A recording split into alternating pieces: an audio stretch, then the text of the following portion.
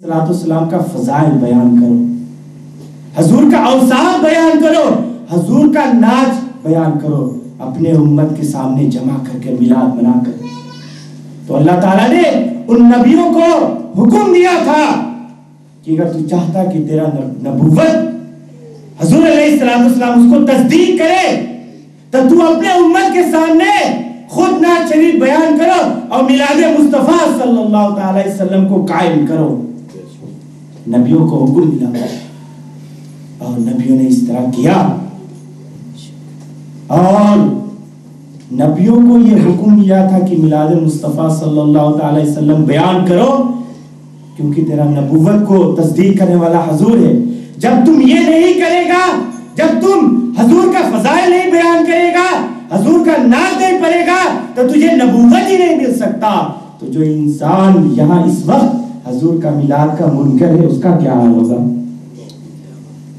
جو یہاں کہتا ہے کہ میلاد بدعت ہے، ذرا غور کرو اس تفسیر ابن عباس کو، کہتا ہے کہ نبی کا یہ حکم تھا، نبی کا جہاں اور بھی کام تھا، سب سے اہم کام تھا کہ نبی کو حضور علیہ السلام پر میلاد بنایا کرو، نبی کا نعت پڑھا کرو۔ یہاں جو لوگ کہتا کہ میلاد مصطفیٰ بدعت، وہاں تو نبوت کو سٹیمپ لگانے کے لیے ان کا یہ ڈیوٹی لگا دیا تھا، اور اگر وہ اقرار نہیں کرتا اس کو نبوت نہیں ملتا۔ تو یہاں جو بدعت کہتے ہیں، نبوت تو دور کے بعد جنت تو پتہ کیسے ملے گا اس کو۔ غور کرو، یہ مقام فکر حضور کے نعت پڑھنے کے لیے اللہ تعالیٰ نے نبیوں کو حکم دیا اور فرمایا امت کو جمع کرو، میلاد مصطفیٰ صلی اللہ تعالی وسلم منایا کرو، اور اپنے امت سے وعدہ لو۔ ابن عباس لکھتا ہے تیرے لیے ضروری ہے اے نبی تو اپنے امت سے وعدہ لے لو کہ وہ بھی میلاد مصطفیٰ صلی اللہ تعالی وسلم بیان کرے گا۔ وعدہ لے اپنے امت سے، اے نبی تو وعدہ لے لو کہ اے میرے امت، تیرے لیے ضروری ہے کہ تو میلاد مصطفیٰ صلی اللہ تعالی وسلم منائے گا۔ اور امت نے وعدہ لیا، وعدہ دیا نبیوں کے، اے نبی ہم تیرے بات کو مانتے ہیں، ہم بھی میلاد مصطفیٰ صلی اللہ تعالی وسلم بیان کریں گے۔ کیا ثابت ہوا کہ اللہ کے ہر نبی میلاد مصطفیٰ صلی اللہ تعالی وسلم منایا، اللہ کے ہر نبی کے امت میلاد مصطفیٰ صلی اللہ تعالی وسلم منایا، اور ہم بھی میلاد مصطفیٰ صلی اللہ تعالی وسلم مناتے ہیں۔ تو یہ دلائل ہے، اس پر میں زیادہ زور نہیں دیتا، یہ محض ہے میلاد مصطفیٰ صلی اللہ تعالی وسلم جو ہم مناتے ہیں۔ وہ جو حکم نبیوں کو ملا تھا، نبیوں نے اپنے امت کو دیا تھا، ان امت نے منایا تھا، اور حضور علیہ السلام کے امت کو بھی حکم دیا کہ میلاد مصطفیٰ صلی اللہ تعالی وسلم مناؤ۔ اور جہاں اللہ تعالیٰ نے حضور علیہ السلام کو اور بھی کمالات عطا فرمایا اور بھی شان بخشا، اللہ تعالیٰ نے حضور علیہ السلام کا یہ بھی شان بخشا، اس کو یہ عظمت عطا فرمایا کہ اے نبی تیرے لیے ضروری ہے کہ تو نبی کا ذکر کرو، وَذْكُرْ فِي الْكِتَابِ ابراہیم، تو ولیوں کا ذکر کرو، وَذْكُرْ فِي الْكِتَابِ مریم۔ لیکن نبی صلی اللہ تعالی وسلم کے لیے، اس کے لیے کیا حکم ہے؟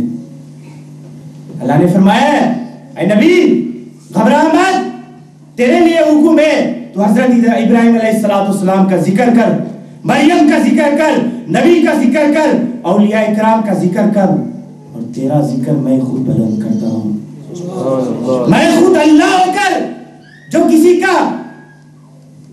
چیز کا محتاج نہیں، میں خود تیرا ذکر بلند کرتا ہوں۔ کیوں؟ تاکہ تیرا ذکر بلند کرنے والا جب ذکر تیرا بلند کرے گا تو یہ سنت اللہ ہو جائے گا۔ جب تیرا امت مصطفیٰ صلی اللہ تعالی وسلم کا میلاد منائے گا اور اس میں تیرا ذکر کرے گا تو یہ سنت اللہ ہو جائے گا۔ اس لیے اللہ تعالیٰ نے حضور علیہ السلام کا ذکر کیا، صرف نہیں بیان کیا، اس کو بلند بھی کیا، ورفعنا لک ذکرک۔ تو ہم حضور علیہ السلام کا ذکر یا اس کا جب محفل مناتا ہے تو کس لیے مناتے ہیں؟ اللہ تعالیٰ تو نے حضور کا ذکر بلند کر دیا، یہ نہیں کہا کریں گے، کر دیا۔ ماضی کا ذکر، علماء کرام یہاں موجود ہے، وَرَفَعْنَا لَكَ ذِكْرَكَ، اللہ تعالیٰ نے حضور کا ذکر بلند کر دیا۔ تو ہم کیوں محفل میلاد مناتے ہیں؟ ہم آ کر حضور کا ذکر کیوں بلند کریں؟ اس کا یہ حکمت اس میں ہے کہ حضور علیہ السلام کا ذکر تو بلند ہو چکا، ہم حضور علیہ السلام کا ذکر کر کے اپنے مرتبے بلند کرتے ہیں۔ نعرہ تکبیر، اللہ اکبر، نعرہ تکبیر، اللہ اکبر، نعرہ رسالت، یا رسول اللہ، عید میلاد النبی زندہ باد۔ اب جس آیت کا میں نے آپ کے سامنے پڑھنے کا بڑا شرف حاصل کیا، اس آیت کی طرف میں آپ کو دیکھا کہ دو ماشاءاللہ نوجوان اور جلالی اور جمالی تقریر کرنے والا موجود ہے۔ وہ حضرت صاحب تو مجمع کو وہ بالکل میرا طرح تو نہیں کر سکتا، میں جب وہ تقریر کرتا تو سارے سبحان اللہ کہتے ہیں، تو مجھ سے زیادہ وہ مجمع کو جما لیتے ہیں، میں تو بس مجمع کو سیٹ کر رہا ہوں۔ یہ پہلے تقریر کرنے والا ایک مقرر نے کہا یہ ان کو سیٹ کرنے کے لیے، جو اصل تقریر ابھی آنے والا ہے تو آپ اپنے آپ کو گرم کر لو۔ تو ایک مرتبہ درود پاک اللہم صلی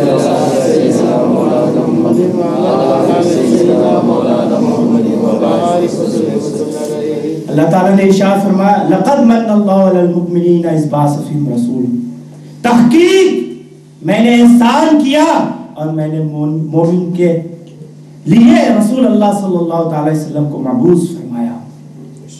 لقد من اللہ، مومن کیوں فرمایا؟ لقد من اللہ علی المؤمنین اذ بعث فیہم رسول، تحقیق میں نے احسان کیا مومن پر کہ میں نے ان میں اپنے محبوب اپنے رسول بھیج دیا۔ سر لمحہ فکریہ مومن کیوں یہاں استعمال کیا، یہاں کیوں تمام ناز کیوں نہیں استعمال کیا؟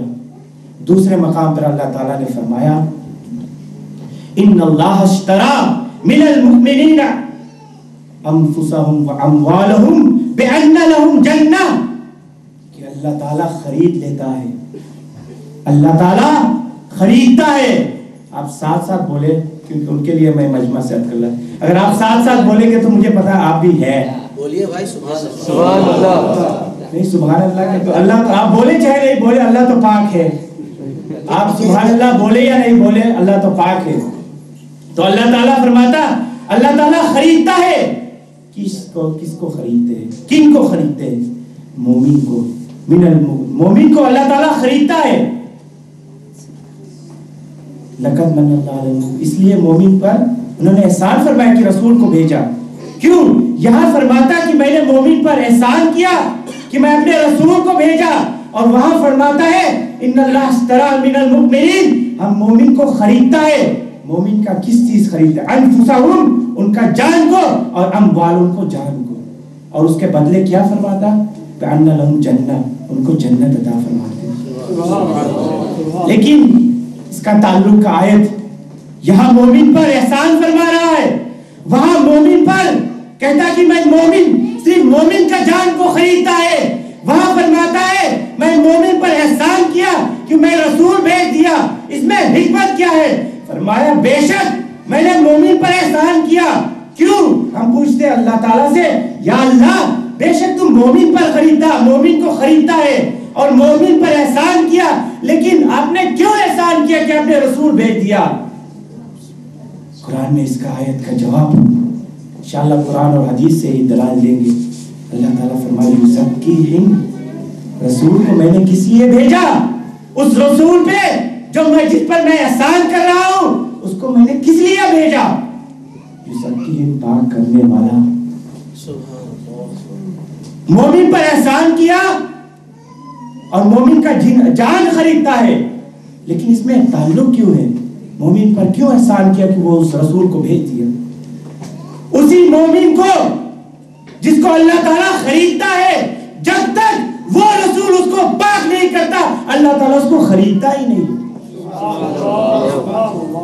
اسی مومن پر اس لیے احسان جتلاتا ہے کیونکہ اللہ تعالیٰ صرف مومن کو خریدتا اور اس مومن کو خریدتا جس کو حضور پاک کرتا ہے. یہ حکمت اس میں تھا. اس لیے فرمایا لقد من اللہ علی المؤمنین, ہم نے مومن پر احسان کیا ہے کیونکہ اس رسول کو بھیجا. اسی رسول اس مومن کو پاک کرنے والا ہے. اور جب تک رسول پاک نہیں کریں گے اللہ تعالیٰ نہیں خریدتا. جب انسان مومن کلمہ پڑھ رہا ہوتا اللہ تعالیٰ خریدار بن کر آ جاتا اور جانتا تھا کہ ہم ناپاک ہیں. ان کو پتا تھا. مولانا صاحب نے فرمایا تھا کہ حضور علیہ السلام کے جب ولادت ہوا تو وہ فوراً سجدہ میں چلا گیا تاکہ اس کا سجدہ کرنے کے لیے جگہ پاک ہونا ضروری, جسم کو پاک ہونا ضروری. یہ تمام شرائط ہے. کیوں حضور علیہ السلام پاک تھا؟ کیونکہ وہ مزکی کائنات ہے. جو انسان خود نہیں پاک ہوگا وہ لوگوں کو کیسے پاک کرے گا؟ اس لیے اللہ تعالیٰ نے اس کو پاک بنا کر بھیجا. صرف پاک بنا کر نہیں بھیجا لیکن پاک کرنے والا بنا کر بھیجا, مزکی کائنات بنا کر بھیجا. کہ اے مومن, تجھ پر میں نے احسان کیا کیونکہ میں نے جان کو خریدنا ہے, لیکن اس رسول کو بھیجا اور جب تک وہ رسول تجھے پاک نہیں کریں گے میں خریدوں گا نہیں. تو اللہ تعالیٰ نے حضور علیہ السلام کو پاک کرنے والا بنا کر بھیجا ہے. اور جب تک حضور کے لیے ہمارے دل میں محبت ہی نہیں ہوگا, ہم میلاد مصطفیٰ کو بدعت کہیں گے تو حضور ہم کو کیسے پاک کرے گا؟ جو تعلق مصطفیٰ کو توڑتا ہے یا نہیں مانتا ہے تو وہ کس طرح پاک ہوگا؟ تو جو اس کو مانتا ہے, جو میلاد مصطفیٰ میں آتا ہے, اسی لیے آتا ہے کہ وہ اپنے نفس کو اور اپنے اعمال کو پاک کرانے کے لیے آتا ہے. یہ ہمارا مقصد ہے. یہ آنے کا مقصد یہی ہے کہ ہم آ کر اس محفل میں محبوب کے محفل کو محبوب خود سجاتا, وہی آتا جن کو سرکار بلاتا. اس کا میں نے آغاز کیا تھا, حضور اپنے محفل کو خود سجاتا. اس سے پتہ چلتا کہ حضور بھی خود موجود ہوتا. محبوب کے محفل کو محبوب خود سجاتا اور وہی آتا جن کو سرکار بلاتا. اب حضور کچھ لوگوں کو پاک کرنا چاہتا ہے, ذریعہ بنا رہا ہے. کبھی وہ مسجد ذریعہ بن رہا ہے, کبھی میلاد مصطفیٰ صلی اللہ تعالی ذریعہ بن رہا ہے. ایک دعوت دیا نبی نے, اپنے دل کو صاف کر کے رکھو. یہ نہ سمجھو کہ ظاہری کوئی اولیاء اکرام نہیں, کیونکہ محبوب کے محفل کو محبوب سجاتا ہے. تمام اولیاء اکرام حضور علیہ السلام پر دیوانہ ہے. میرا یہ ایمان ہے کہ تمام اولیاء اکرام یہاں موجود ہیں. تو حضور علیہ السلام ہم پر کرم کیا, ہم پہ شفقت کیا کہ ہمیں یہاں بلا لیا جہاں وہ پاک کر رہا ہے. اللہ اکبر. سراب غور کریں کہ حضور علیہ السلام پاک کرنے والے, اور جس کو حضور پاک کرتا ہے اللہ تعالیٰ اس کا اعمال اور اس کو جان کو خریدتا ہے.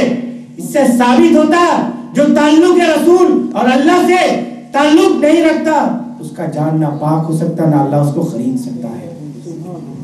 اس لیے ہم میلاد مصطفیٰ مناتے ہیں. اس لیے وہ لوگ خود نصیب ہے جو میلاد مصطفیٰ صلی اللہ تعالی وسلم میں آ جاتا ہے. اس کو ایک موقع مل جاتا ہے کہ اس کو جان کو پاک کیا جاتا ہے. اب صرف بات یہی رہ گیا کہ اپنے دل کو سنبھال کر رکھو, اپنے دل کو صاف کر کے رکھو. اور جو انسان اس محفل میں آتا ہے اس کا دل پاک اور صاف ہوتا ہے تو ان کا لیے یہی مقام ہے کہ حضور اس کو پاک کر دیتا اور اللہ تعالیٰ اس کو خرید لیتا ہے.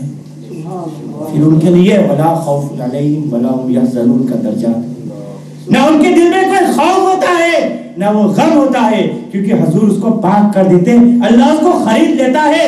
اور جو اللہ تعالیٰ جو کسی کا محتاج نہیں, جب انسان اس اللہ تعالیٰ کے اپنے زندگی اس کے حوالہ کر دیتا تو اللہ تعالیٰ اس کو بھی کسی کا محتاج نہیں چھوڑتا ہے.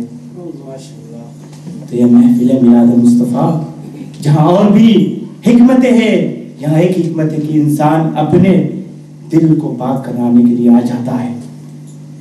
اب آپ کو پتا چل گیا کہ محفل میلاد مصطفیٰ جہاں ہم اپنے دوستوں کو ملنے آتے ہیں، حضور کا فضائل بیان کرنے لے آتا ہے، وہاں ہمارے لیے ایک موقع، اہم موقع ہے کہ ہمارا دل پاک ہو سکتا ہے۔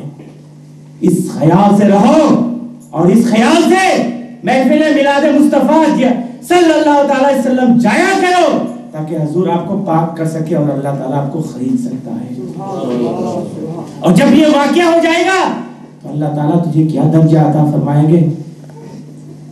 اولیاء اکرام اسی مقام پر ولی بن جاتا ہے، متقین اسی لوگ کو کہتے ہیں، صالحین یہی لوگ کے کہتے ہیں، یہ لوگ اپنے آپ کو پاک کرا لیتا ہے۔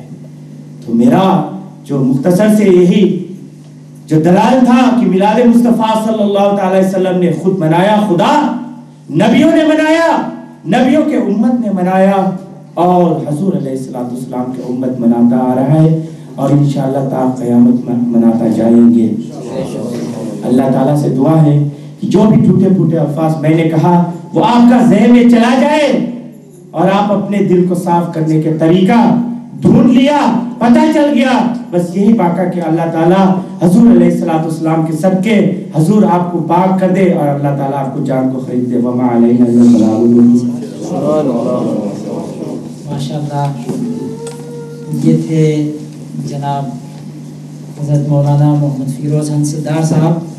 انہوں نے آپ کے سامنے ابن عباس کی تفسیر کی روشنی پر تقریر کرتے ہوئے آپ کے سامنے دلائل اور فضائل بیان کیا ہے کہ عید میلاد النبی صلی اللہ تعالی علیہ وسلم اگر اہل سنت والجماعت عقیدہ رکھنے والا اگر یہ محفل مناتا ہے تو یہ خود اس نے یہ محفل کو جاری نہیں کیا، بلکہ یہ سنت اللہ سمجھ کر اور انبیاء علیہم السلام کی سنت کو سمجھ کر ہم منا رہے ہیں۔ اللہ تعالیٰ ان کے علم اور حلم میں ترقی عطا فرمائے۔ حاضرین اکرام، میں نے آپ سے وعدہ کیا تھا کہ جناب مولانا ہارون کرامت صاحب کی زبان آپ کے سامنے ایک نعت رسول مقبول صلی اللہ تعالی علیہ وسلم پیش ہوگی۔ فداک یا رسول اللہ، فداک یا حبیب اللہ، وأحسن منک لم ترکات عینی یا رسول اللہ، خلقت کما وأحسن منک لم ترکات عینی یا رسول اللہ، وأجمل منک لم تلد النساء یا رسول اللہ، ہنسی تم سا نہیں دنیا میں دیکھا یا رسول اللہ، ہنسی تم سا نہیں دنیا میں دیکھا یا رسول اللہ،